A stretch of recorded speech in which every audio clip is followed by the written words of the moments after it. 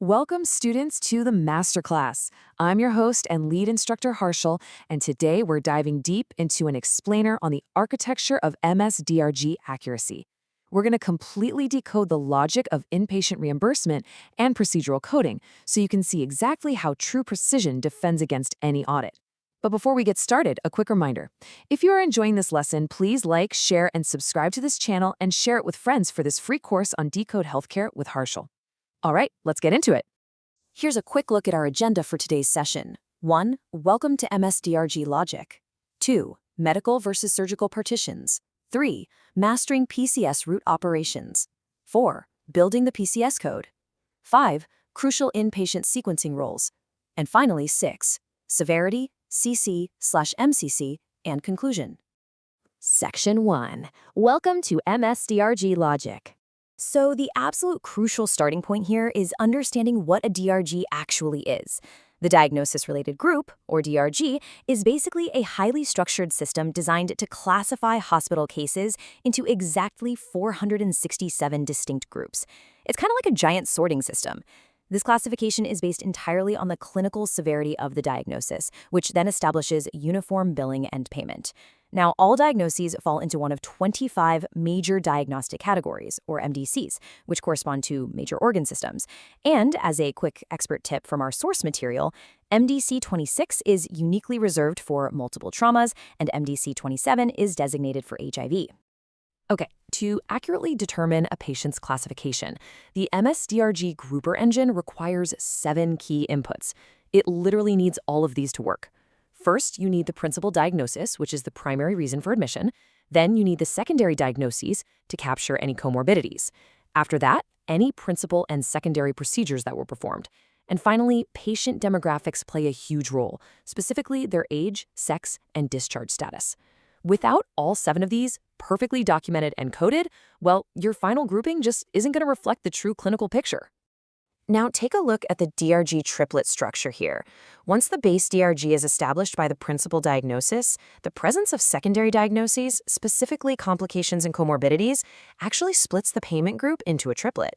Look at the heart failure example we're showing. You have the base group, right? But then it branches into 3 severity levels. One with a major complication or comorbidity, known as an MCC, one with a regular CC, or one without a CC or MCC entirely. That single tiny shift changes the expected resource consumption and consequently the hospital's reimbursement for sure. It's a real game changer. Section 2. Medical versus surgical partitions.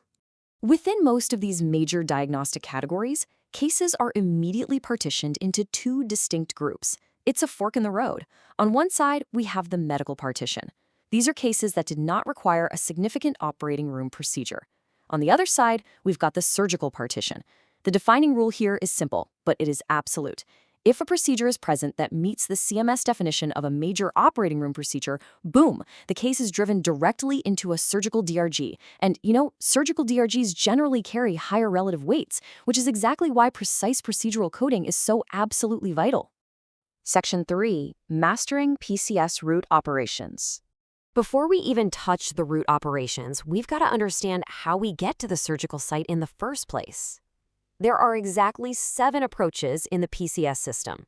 You have open, like a thoracotomy, percutaneous, such as a fine needle aspiration, percutaneous endoscopic, external, like a closed fracture reduction, natural or artificial endoscopic, and finally, percutaneous assisted natural or artificial endoscopic.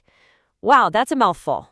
But listen, documenting the exact approach is absolutely mandatory for accurate coding. When an approach and a root operation combine, precision is key. Let's look at a percutaneous liver biopsy. The needle goes in percutaneously, right? But the root operation strictly maps to excision. Why is that?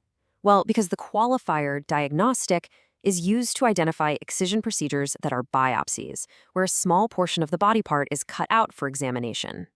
Actually, let's clear up one of the most common points of confusion right now: excision versus resection. Excision is cutting out a portion of a body part, like a partial nephrectomy or that liver biopsy we just looked at. Resection, on the other hand, is cutting out all of a body part, such as a total nephrectomy or a standard appendectomy. Distinguishing between portion and all is absolutely vital for clinical documentation integrity. Like if the physician says excision of the appendix, you usually have to code it as a resection because the entire anatomical body part is removed. Make sense? Here's another really crucial comparison for you: extraction versus drainage, specifically when we're talking about needle aspirations. If a fine needle aspiration removes tissue or solid bone marrow, the root operation is extraction. However, if that fine needle aspiration removes gas or fluid, or if you're doing a percutaneous needle drainage of an abscess, the correct root operation is drainage. Literally, knowing what is inside the syringe dictates your code. Section 4. Building the PCS code. All right, every single ICD-10 PCS code requires 7 distinct characters. Think of it as a super strict assembly line formula. Step 1 is the section, like medical and surgical.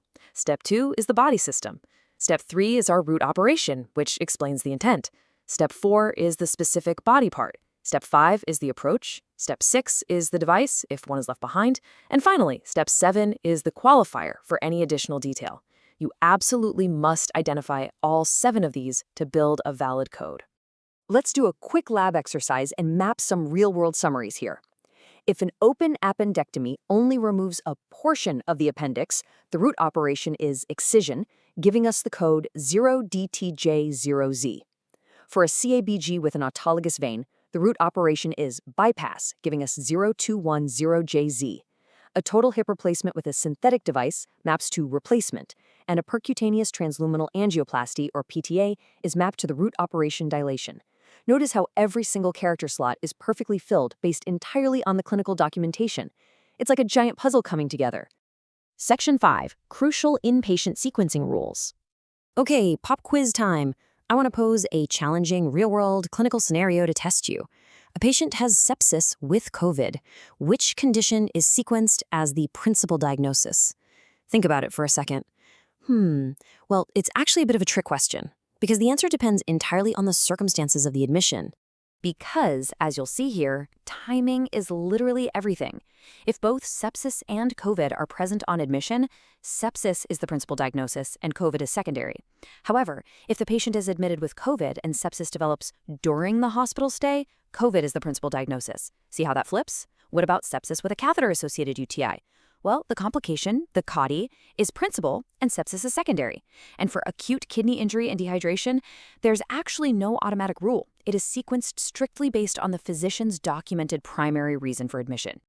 Section 6. Severity, CC/MCC, and conclusion. So let's circle back to that DRG triplet we talked about earlier, right? Capturing high-yield secondary diagnoses, like complications and comorbidities or major CCs, completely shifts the financial weight of the MSDRG. These secondary codes reflect conditions that either coexisted at admission or developed subsequently, requiring increased nursing care or extended stays. Correctly documenting a condition like traumatic hemorrhagic shock or post-op acute kidney injury ensures the severity level properly reflects the immense resources the hospital utilized to care for that patient. So what is the ultimate takeaway from this explainer today? Always, always sequence the principal procedure first to ensure correct MSDRG assignment. ICD-10 PCS is incredibly structured and procedure-specific. Verifying the approach, device, and root operation directly from the operative notes is literally your absolute best defense against payer denials and audits. We've covered a massive amount of structural logic today. Ultimately, the MSDRG architecture isn't just about hospital reimbursement. It's a direct reflection of patient complexity and clinical truth.